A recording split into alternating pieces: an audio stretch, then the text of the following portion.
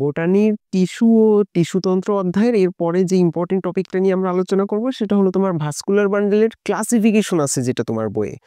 তুমি তো জানো যে ভাস্কুলার বান্ডেলের যে ক্লাসিফিকেশন এর সাথে অনেক ক্লামজি কথা ছিল যে তোমার সংযুক্ত, অরীয়, সমপার্শ্বীয়, সমদ্বিপার্শ্বীয়, তার ভিতরে আরো সাবডিভিশন ছিল মুক্ত, বদ্ধ।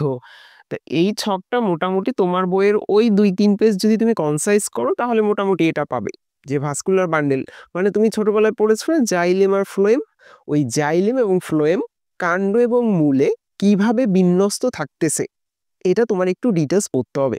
তবে ভাই কথা এখানে শেষ না, আসল ঝামেলাটা হলো কোথায় কোন ধরনের ভাস্কুলার বান্ডেল পাওয়া যায় এটা অ্যান্সার করতে আমাদের ঝামেলা হয়।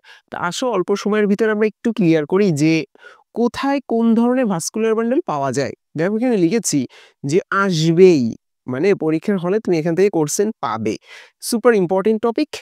তা মোটামুটি 6টা কথা মনে রেখে যেতে হবে। কয়টা? 6টা। দেখো 1 2 3 4 5 6, মোটামুটি এই 6টা যদি তুমি পড়ে যাও তাহলে ইনশাল্লাহ কোশ্চেন কমন পাবে।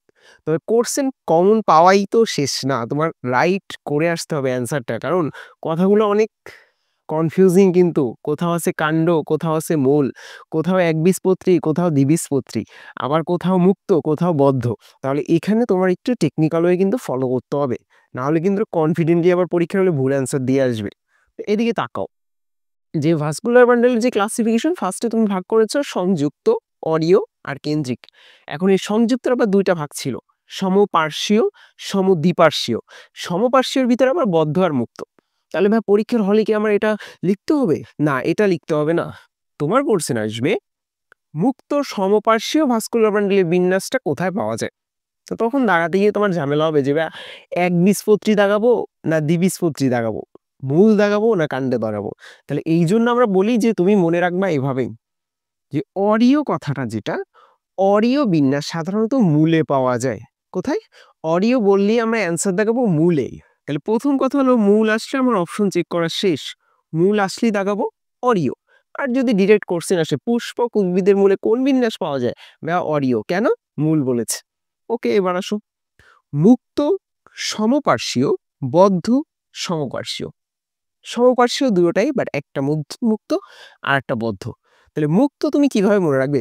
মুক্ত বাতাস খেতে আমরা কোথায় যাই? কোথায় যাই? নদীর পাড়ে যাই। কোথায়? নদীর পাড়ে। তাহলে মুক্ত বাতাস খেতে কোথায় যাও? নদীর পাড়ে।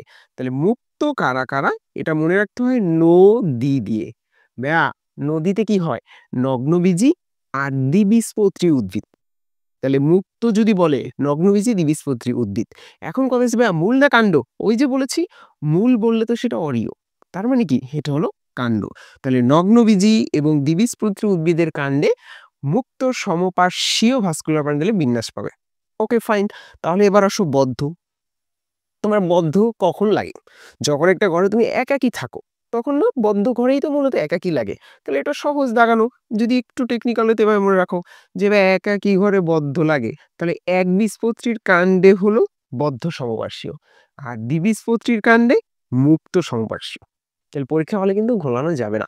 আবারও বলে দেই, মূল আসলে অরীয়, নগ্নবীজি দ্বিবীজপত্রী কাণ্ড বললে মুক্ত, একবীজপত্রী কাণ্ড বললে বদ্ধ। এবার আসো সমদ্বিপার্শ্বীয়। দ্বি মানে কি? দ্বি মানে তো দুই, দুইটা না? তাহলে এখন দুই একটা সংখ্যা চলে এসেছে, তুমি মনে রাখবা। ও আচ্ছা, এখানে ছবিটা আঁকাই আছে, দেখো তোমাদের ফ্রেন্ড সার্কেলে তো অনেকে সিগারেট খায়। সিগারেটকে কি বলে? এই যে প্রত্যেকটা স্টিককে শলাকা বলো না? তো এখন তুমি মনে রাখবা দুইটি শলাকা। দুইটি কি? শলাকা। যদিও শলাকা অনেক অর্থে ইউজ করা হয়, তবে তুমি মনে রাখবা দুইটি শলাকা। দুই কার সাথে রিলেটেড? ভাইয়া শলাকার সাথে রিলেটেড। কয়টা শলাকা বলেছিল ভাইয়া? দুইটা। দুইটি শলাকা দিয়ে কি মনে রাখবো জানো? শতে শশা, শতে শশা, কতে কুমড়া, লতে লাউ। তাহলে দুইটি শলাকা, শশা, কুমড়া, লাউ। তাহলে মুখস্থ করো, পরে ধরবো। মুক্ত বললে নগ্নবীজি দ্বিবীজপত্রীর কাণ্ড, বাট যদি বলে বদ্ধ সমপার্শ্বীয় একবীজপত্রী কাণ্ড, যদি বলে সম দ্বিপার্শ্বীয়, দ্বি মানে কি? দুই, তাহলে দুইটি শলাকা। তাহলে দুইটি শলাকা বললে শশা, কুমড়া, লাউ। ভাইয়া এদের কি কাণ্ড না মূল? মূল না কাণ্ড? মূল বললে কিন্তু অরীয়, তো এটা হলো কাণ্ড। যতটুকু পড়েছি পড়ো, পড়া ধরবো 30 সেকেন্ড টাইম পড়ো।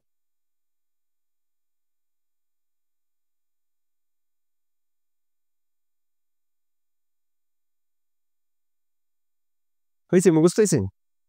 30 সেকেন্ড তো টাইম হয়নি।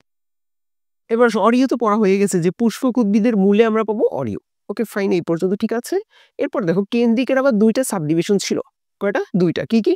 হেড্রোসেন্ট্রিক, লেপ্টোসেন্ট্রিক। এখন এটার এক্সাম্পল মনে রাখা তুলনামূলক সহজ, বা এটা পরীক্ষায় বারবার আসে, এই জন্য আমি দেখেছি স্টুডেন্ট মনে থাকে যে হেড্রোসেন্ট্রিক টেরিস, লাইকোপোডিয়াম, স্লাজিনেলা। তো এটা তোমরা ছন্দ দিয়ে বা এমনি মনে থাকলে ওকে ফাইন, বাট আমাদের সময় স্যাররা ছন্দ দিয়ে মনে রাখিয়েছে, পলাশ দিয়ে মনে রাখাতো। কি বলেছি? পলাশ, হেড্রোসেন্ট্রিক পলাশ। পতে হলো টেরিস, তোমরা তো জানো মনে হয় যে টেরিসের বানান কিন্তু শুরু হয় পি দিয়ে, টেরিস। এলে লাইকোপোডিয়াম, আর এসে হলো স্লাজিনেলা। তাহলে কি হলো? Pteris, Lycopodium, Selaginella. এটা হলো হেড্রোসেন্ট্রিক।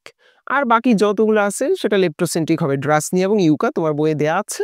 তাহলে মোটামুটি এতটুকু পড়লে ভাস্কুলার বান্ডেলের যে ক্লাসিফিকেশনটা তুমি পরীক্ষার হলে ইনশাল্লাহ রাইট করে আসবে। এবং আমি আবারও বলতেছি, এটা সুপার ইম্পর্টেন্ট টপিক, পরীক্ষার হলে কিন্তু আসবে, বোর্ডেও আসবে, ভার্সিটিতেও আসবে, ম্যাট কোর্সেও আসবে।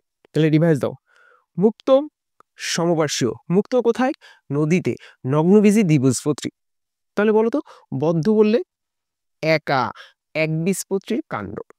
সম, দ্বিপার্শ্বীয় বললে, দ্বি মানে 2, তাহলে 2টি কি ছিল? শলাকা, শসা, কুমড়া, লাউ। যদি বলে অরিও, বা অরিও হলো মূলে, পুষ্পক উদ্ভিদের মূলে। হাইড্রোসেন্টিক, পলাশ, টেরিস, লাইকোপোডিয়াম, স্লাজিনেলা। আর যদি বলে লেপ্টোসেন্ট্রিক, ড্রাসনিয়া এবং ইউকা। তো তুমি এবার একটু বেসিক বোঝার জন্য বইয়ে তোমার ছবিও দেওয়া আছে, আগে ক্লাস নিলে আমরা ছবিটাও আঁকতাম, বাট অ্যাটলিস্ট অ্যান্সার তো আগে করতে হবে। তুমি বোঝো ঠিক আছে, বাট অ্যান্সার করার জন্য এই টেকনিক ফলো করবে। হ্যাঁ, আল্লাহ হাফেজ।